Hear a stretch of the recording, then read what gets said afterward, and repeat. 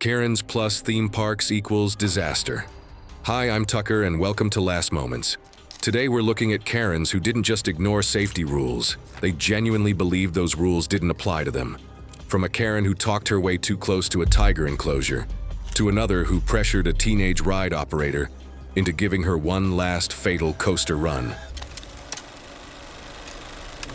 It was July 20th, 2016, and the South Carolina coast was sitting under the kind of heat that makes everything feel slightly unreal.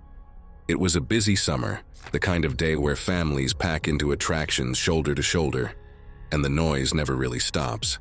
Malia Vesta was 38 and worked in retail sales, though she treated staff everywhere like they were beneath her. She complained over minor inconveniences, interrupted employees constantly, and acted like every rule was a personal attack. She arrived at the park with her sister and nephew, already acting like she knew the place better than the employees did. The tiger encounter was the whole reason she made the trip. She had seen clips online, guests crouching beside cubs getting close-up reactions, and she had already decided that she was going to get that shot, whatever it took. I get why she wanted that video. We all chase that one photo or clip that feels worth our trip, but sometimes chasing the perfect shot makes you forget what you're really stepping into. The safari section was a small walk-through annex attached to the main park. A fenced area with a cub interaction pen, a juvenile holding lane, and a narrow corridor used to move older cats between enclosures. Before entry, staff gave a mandatory safety briefing. Malia interrupted it twice.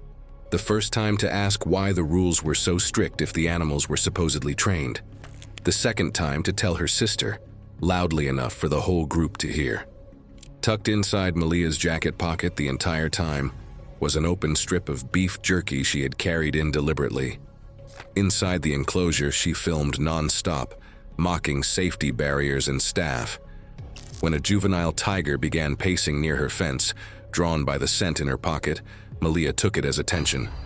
She waved her sleeve to hold it there and leaned over the divider, pushing her phone closer to the chain link. An employee told her to step back from the divider, but Malia just rolled her eyes, called him dramatic, and kept filming herself complaining about the staff while hanging over the fence. With her phone held overhead and her torso fully draped across the divider, she reached her jacket pocket toward the fencing, the beef jerky now close enough that the tiger reacted without hesitation. The animal lunged upward and slammed hard into the chain link.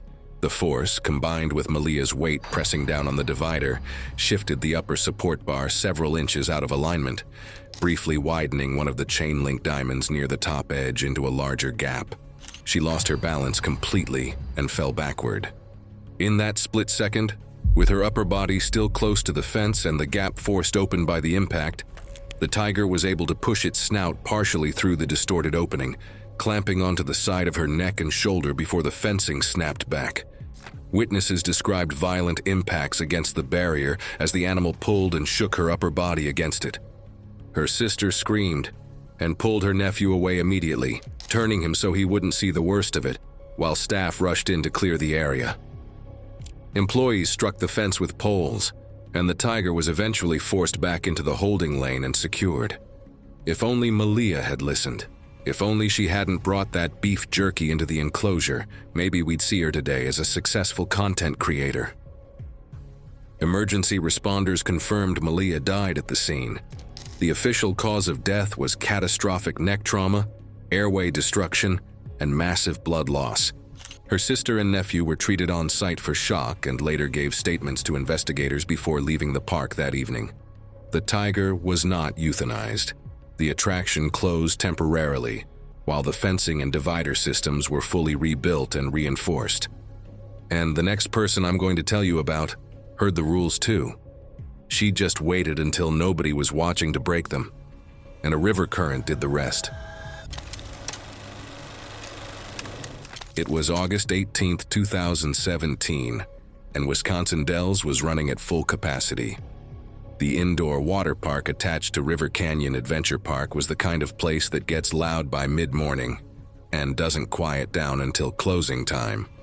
Toni Garrick was 42 and worked in home goods retail, which seemed to convince her she never had to listen to customer service workers again. She treated rules like suggestions, argued over everything, and believed being loud long enough would make her right. She had pushed for the trip herself, a late summer family outing before her oldest son went back to school. By the time her family reached the raft ride, she had already complained about the lines. Honestly, I get Tony's point. I also hate waiting in lines. It is exhausting. The circular raft ride enforced a strict 600-pound combined rider limit. It was on overhead signs, digital monitors printed on the rafts, and repeated verbally by every attendant before loading. The reason was structural. Overloaded rafts sat too low entering the high current sections, and the channels were not built to handle that displacement. When Tony's family stepped onto the scale and came in more than 130 pounds over the limit, the attendant told them they needed to split into 2 separate rafts. That was where it started. She told him he was reading the scale wrong. He checked it again and confirmed the number. She told him the limit was excessive and that other parks didn't enforce it this strictly. He explained the structural reason. She agreed, loudly and in the way that made it clear she wasn't actually agreeing. She was performing compliance long enough to get the supervisor to walk away. The moment he turned around, she started moving. She shuffled her sons between adjacent queue lines, repositioned her husband, kept the group in motion while attendants managed a separate loading delay nearby. By the time the raft reached dispatch, the platform attendant believed the weight issue had been resolved upstream.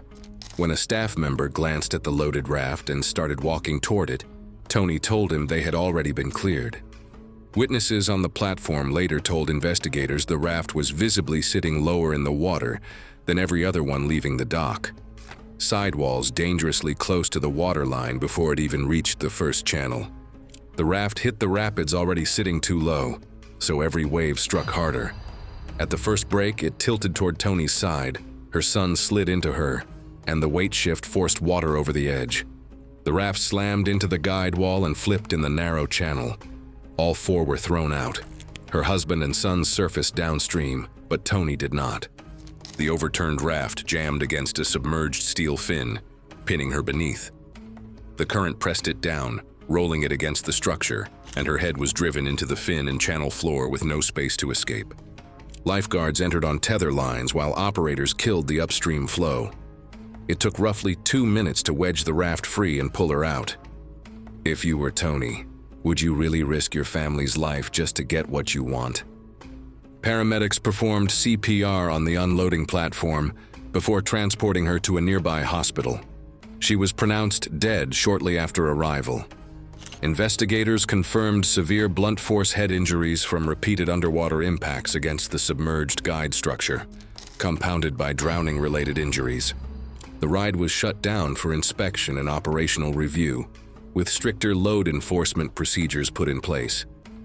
Her family survived the incident, but they were left to deal with the kind of loss that doesn't really settle, one that started with a line, a rule, and a decision to ignore both.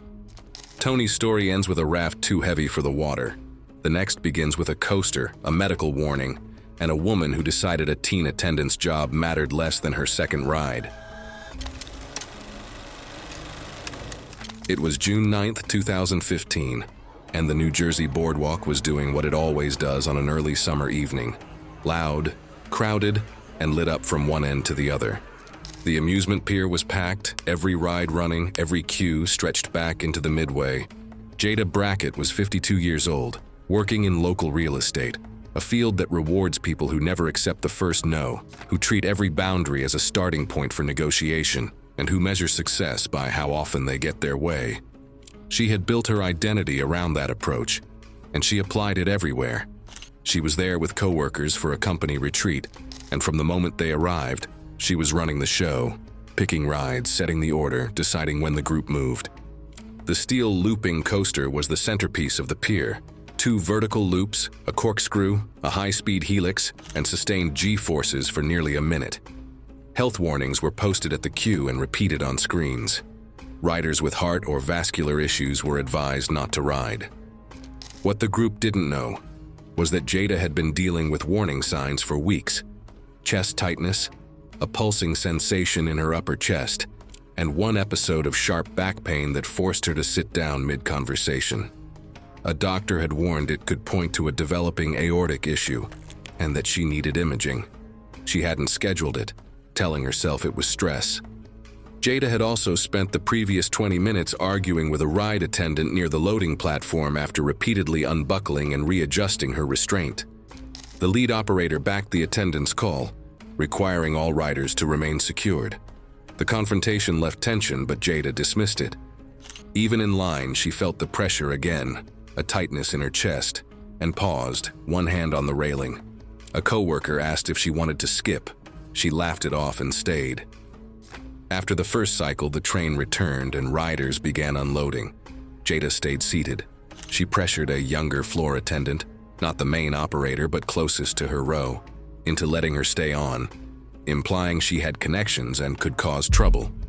The main operator was focused elsewhere, leaving the attendant alone to manage her row. Inexperienced and overwhelmed, he gave in and signaled her restraint was locked. Jada knew exactly who to turn to. She picked the teenager because she realized he was the easiest to manipulate.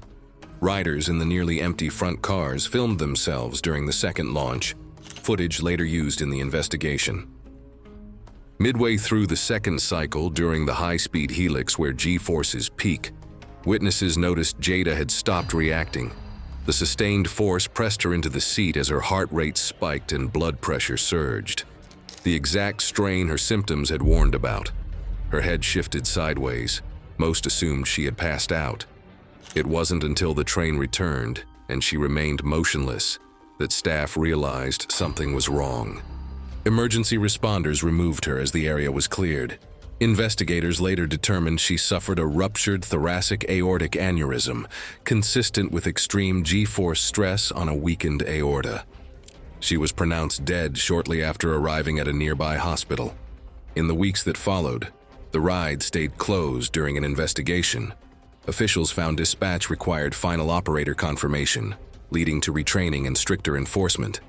The attendant was reassigned, and witnesses later said the confrontation was the moment it could have stopped, but didn't. Jada's story ends with a teenager pressured into one bad call. The next case has nothing to do with medical history, just a Halloween parade, a rope barrier, and someone who couldn't stand watching a performer walk past without stopping for her camera. It was October 4th, 2018, and Fantasy Kingdom theme park in Anaheim was running one of its biggest nights of the year. It was loud in the way that only a theme park at night can be, where parade music bleeds into crowd noise and everything becomes one continuous wall of sound. Lainey Solvay was 41 years old. She worked at a small insurance office and had built her entire personality around inserting herself into moments that weren't hers. She treated every public space like a content opportunity, and every employee like a personal assistant. She was at the Halloween event with two friends, and from the moment they arrived, she had been difficult. Park announcements had been running on loop since the gates opened. The stilt performers stood roughly 8 feet off the ground, costumed and illuminated, navigating a narrow strip of pavement that demanded full concentration, especially through corner turns where the route tightened and the margin for error essentially disappeared. Lainey had positioned herself at the rope barrier with her phone out before the parade even started. When the first wave of performers passed without stopping for her specifically, she complained loudly that the entertainers were ignoring paying guests. When a stilt performer moved through her section without acknowledging her outstretched phone, she stepped in front of another guest to close the distance and was immediately redirected by a nearby staff member. She stepped back. She waited. She moved forward again. I've seen people act like the show should revolve around them, and honestly, it makes me uncomfortable. A parade isn't about one person's phone only, it's about everyone sharing the moment together. This happened twice. Both times, staff approached her directly. What she wanted was a close-up interaction with a stilt performer, on her terms, on her timeline, regardless of what the parade route, the rope barrier, or the staff around her had to say about it. And as the parade slowed, entering a corner turn, she decided she was done waiting for permission. She ducked beneath the rope barrier and grabbed a loose section of costume fabric near a performer's torso, pulling toward herself while holding her phone overhead with her other hand. But a stilt performer standing 8 feet off the ground mid-step has almost no tolerance for unexpected lateral force. The performer twisted sideways, trying to recover balance. One stilt clipped the curb edge of the parade route, and during the fall, the metal stilt struck the side of Lainey's head. The impact knocked her straight backward onto the concrete. The back of her skull hit the pavement hard. Blood pooled beneath her head almost immediately. Staff shut down parade audio and lighting while emergency crews pushed through the crowd. The performer was pulled backstage through a service corridor, conscious but badly injured. She lost consciousness before responders reached her and was pronounced dead less than an hour later. Authorities classified the death as an accidental blunt force fatality. The parade was suspended for the rest of the night, and the park later introduced stricter physical barriers and increased staff presence along the route to prevent guests from breaching performer space. What killed Lainey was the gap between the rope and the performer, one she created. The next story is the space between a restraint and a body when someone boards a high-speed ride wearing what they were told not to wear.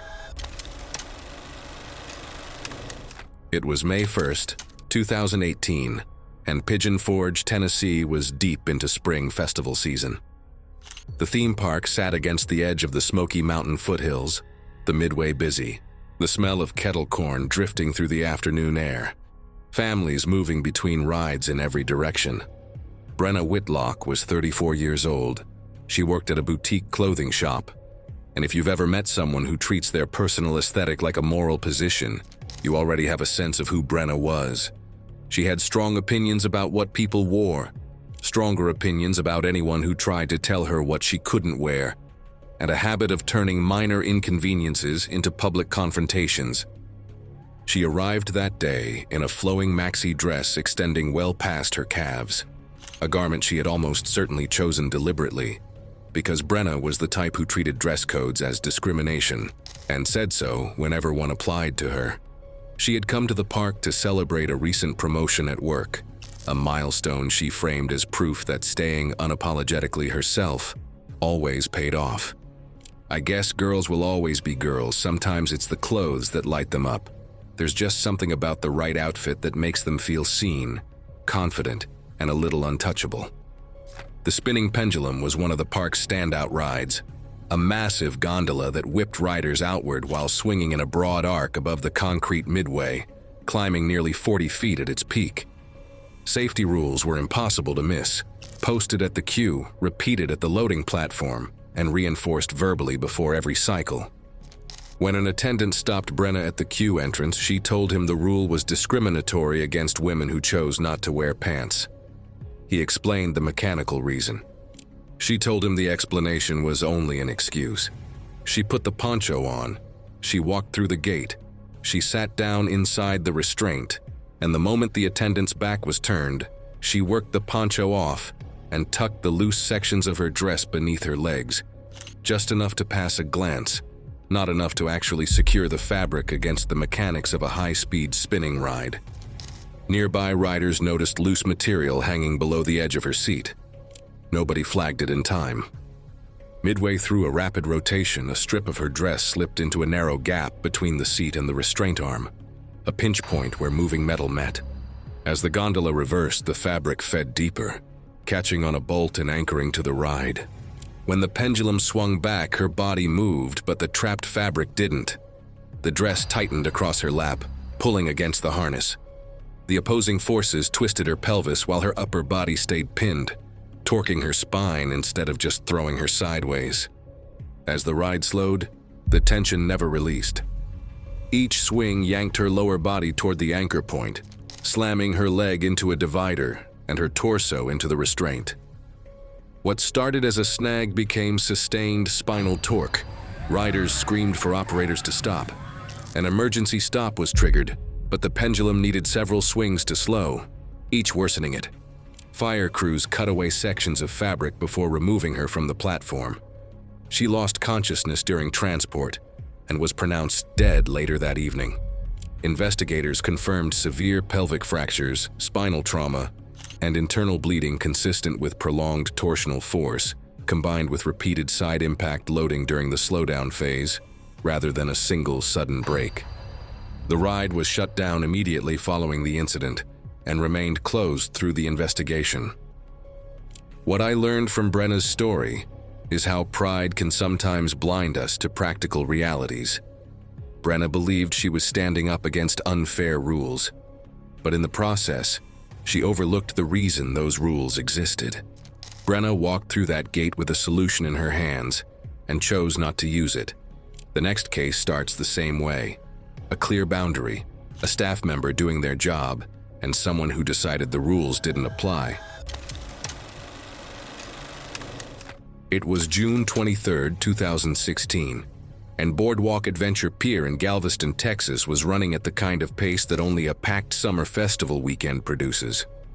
The Gulf air was thick and humid, the smell of fried food and salt water cutting through everything, the midway noise constant, ride mechanisms, crowd chatter, music bleeding from every direction.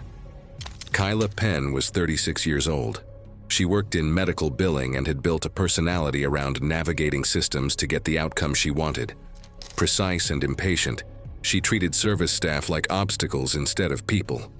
By the time her group reached the spinning dark ride, she had already spent the afternoon loudly complaining about the wait times. The ride exited into a shared snack and control platform, a restricted area with dispatch controls, refrigeration, soft serve machines, electrical cabinets, and emergency stop systems. Employees-only signs marked the side entrance, and a gate clearly separated it from the public, a boundary every other guest respected. Kyla looked at the line in front of the public counter, looked at the side gate, and pushed through it. She moved through the restricted area with the kind of confidence that comes from facing no real consequences for a long time. Staff initially assumed she was connected to maintenance because she entered without hesitation.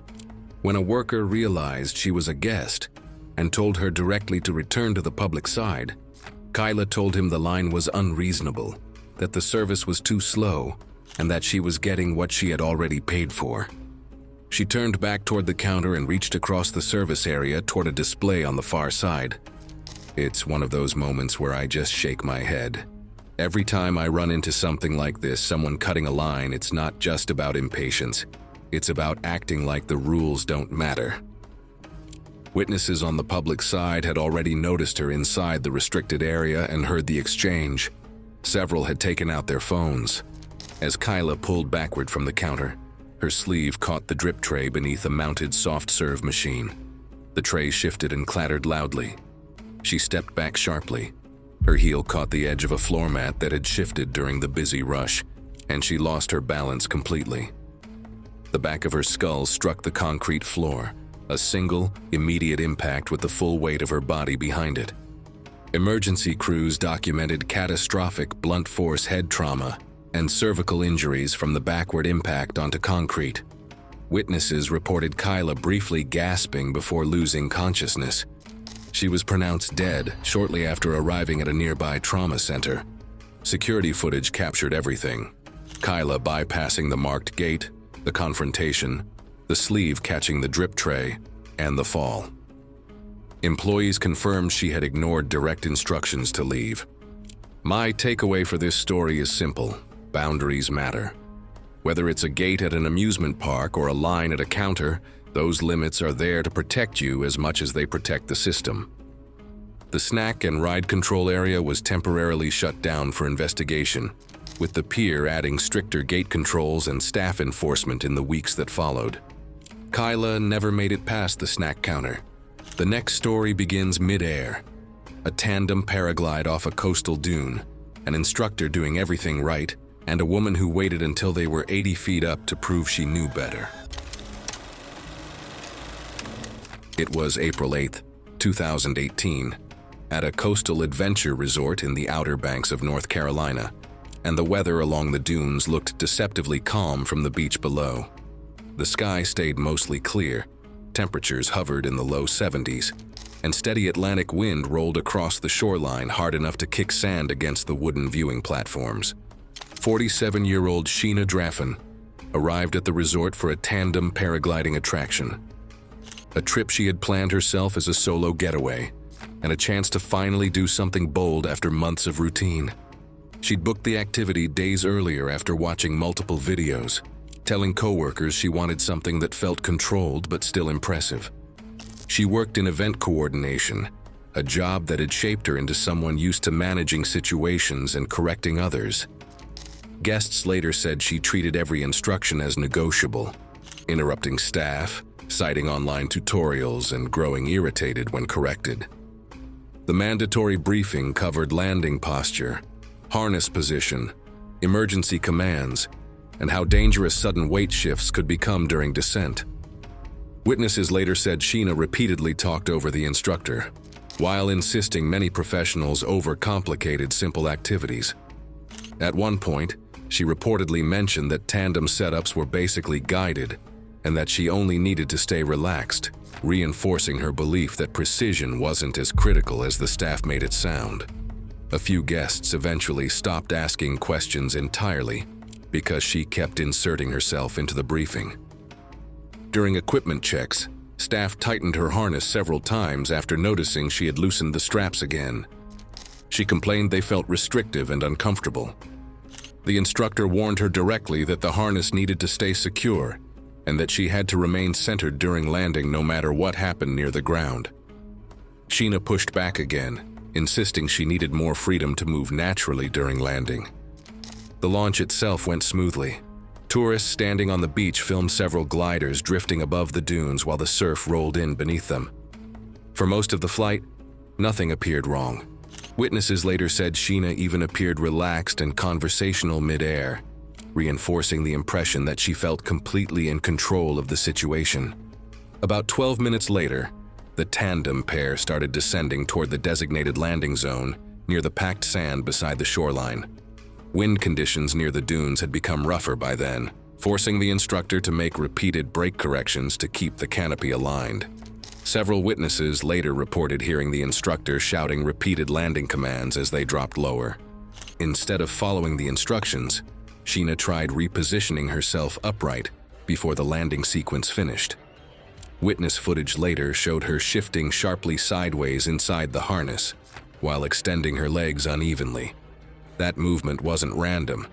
It matched the posture she had earlier implied was more natural, something she seemed to trust more than the instructor's timing.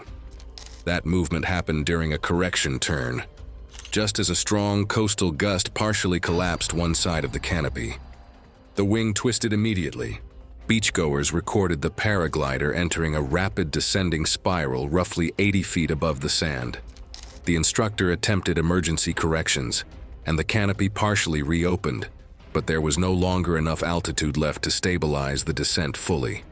The pair slammed into packed wet sand near the surf line, hard enough for people nearby to hear the impact over the wind. Sheena absorbed most of the force head first, after slipping partially out of proper landing posture. Responders documented catastrophic chest trauma, spinal fractures, and severe head injuries. She was pronounced dead at the scene.